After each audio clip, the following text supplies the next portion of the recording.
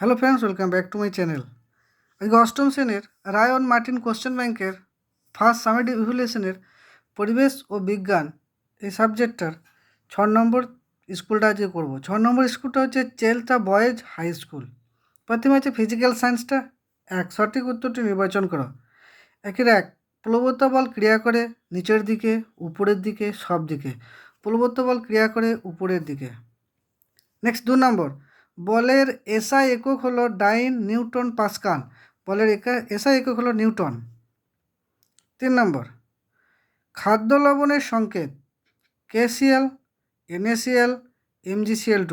খাদ্য লবণের সংকেত হচ্ছে এনএসিএল। 4 নম্বর, পরমাণু নিস্তরিত কণা হলো প্রোটন, নিউট্রন, ইলেকট্রন। পরমাণু নিস্তরিত কণা হলো নিউট্রন। প্রোটন হচ্ছে ধনাত্মক, ইলেকট্রন হচ্ছে ঋণাত্মক, আর নিউট্রন হচ্ছে নিস্তরিত। নেক্সট 2 নিচের প্রশ্নগুলি অতি সংক্ষিপ্ত উত্তর দাও।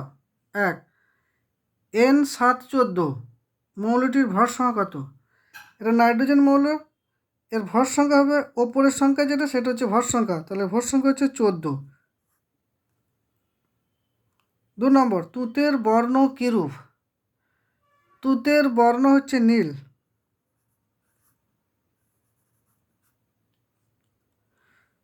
অভিকর্ষ বল বলতে কি বোঝায়?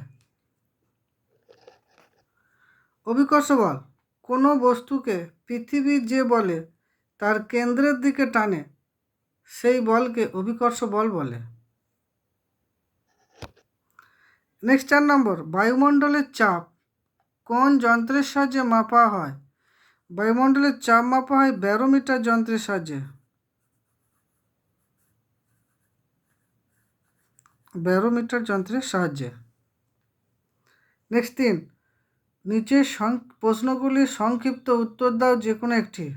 2 নম্বরের আছে। 1 ঘর্ষণ বলের দুটি বৈশিষ্ট্য লেখো। ঘর্ষণ বলের দুটি বৈশিষ্ট্য। 1 ঘর্ষণ বল সবসময় সংস্পর্শে থাকা তল দুটির সঙ্গে সমান্তরালে ক্রিয়া করে। 2 নম্বর, ঘর্ষণ বল গতির বিপরীতে কাজ করে। বস্তুটা যেদিকে গতিশীল হওয়ার চেষ্টা করে বা গতিশীল হয়, ঘর্ষণ বল তার বিপরীত দিকে, অর্থাৎ বস্তুটার গতিশীল অবস্থাটাকে থামানোর চেষ্টা করে। নেক্সট 3-2 নম্বর, ধাতু এবং অধাতুর মধ্যে অন্তত দুটি পার্থক্য লেখো। ধাতু, অধাতু। 1 নম্বর, ধাতু সাধারণত কঠিন, অধাতু সাধারণত গ্যাসীয়। 2 নম্বর, ধাতুকে আঘাত করলে ধাতব শব্দ হয়, অধাতুকে আঘাত করলে কোনো শব্দ হয় না। 3 নম্বর, ধাতু তাপ ও তড়িতের সুপরিবাহী, অধাতু তাপ ও তড়িতের কুপরিবাহী। ধাতুর নমনীয়তা বেশি, অধাতুর নমনীয়তা কম। নেক্সট এরপর হচ্ছে লাইফ সায়েন্স। 1 সঠিক উত্তরটি নির্বাচন করো যে কোনো দুটি। 1 দেহের বজ্রকে মূত্রের মাধ্যমে দেহ থেকে বের করে দিতে সাহায্য করে যে অঙ্গটি, সেটি হলো বৃক্ক, হৃৎপিণ্ড, ফুসফুস। সেটা হচ্ছে বৃক্ক। 2 নম্বর, গোলগি বস্তু সৃষ্টি হয় যে অঙ্গাণু থেকে, সেটি হলো এন্ডোপ্লাজমিক রেটিকুলাম, রাইবোজোম, কোষপর্দা। গোলগি বস্তু সৃষ্টি হয় এন্ডোপ্লাজমিক রেটিকুলাম থেকে। 3 নম্বর, প্রোটিন সংশ্লেষে অংশ নেয় রাইবোজোম, লাইসোজোম, মাইটোকন্ড্রিয়া। প্রোটিন সংশ্লেষে অংশ নেয় রাইবোজোম। নেক্সট 2, একটি বাক্যে উত্তর দাও যে কোনো একটি। 2-1 রক্তের কোন কোষীয় উপাদানটি জীবাণু ধ্বংস করতে সাহায্য করে? এটা বেশ শ্বেত রক্তকণিকা।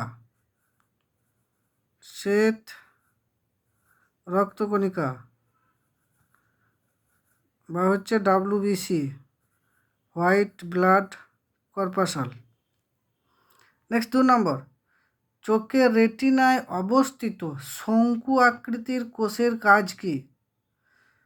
চোখের রেটিনায় অবস্থিত শঙ্কু আকৃতির কোষটা হচ্ছে কোন কোষ?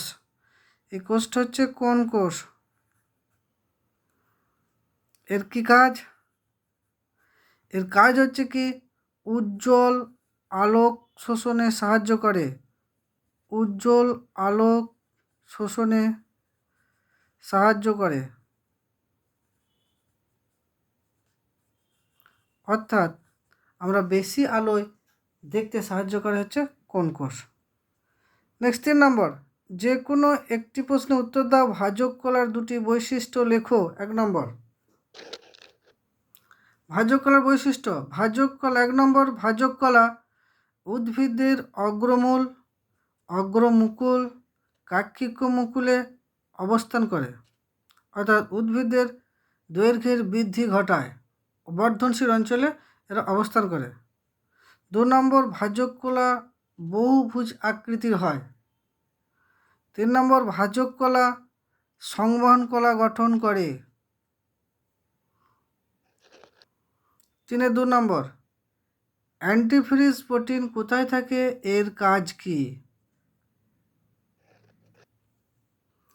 অ্যান্টিফ্রিজ প্রোটিন খুব ঠান্ডা ও শুকনো পরিবেশে বসবাসকারী প্রাণীদের দেহে দেখা যায়, অর্থাৎ মেরু প্রদেশের যে সমস্ত প্রাণীরা বসবাস করে তাদের শরীরে অ্যান্টিফ্রিজ প্রোটিন দেখা যায়।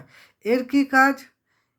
অ্যান্টিফ্রিজ প্রোটিনের কাজ হচ্ছে খুব শুকনো ঠান্ডা পরিবেশে বসবাসকারী প্রাণীদের কোষে এক প্রকার প্রোটিন থাকে যা কোষীয় তরলে বরফের কেলাস্তরিতে বাধা দেয়, তাকে অ্যান্টিফ্রিজ প্রোটিন বলে। অর্থাৎ মেরু প্রদেশে বসবাসকারী প্রাণীদের দেহ তরল, অর্থাৎ রক্ত যাতে জমাট বেঁধে না যায় তার জন্য জমাট বাঁধতে বাধা দেয় এই অ্যান্টিফ্রিজ প্রোটিন।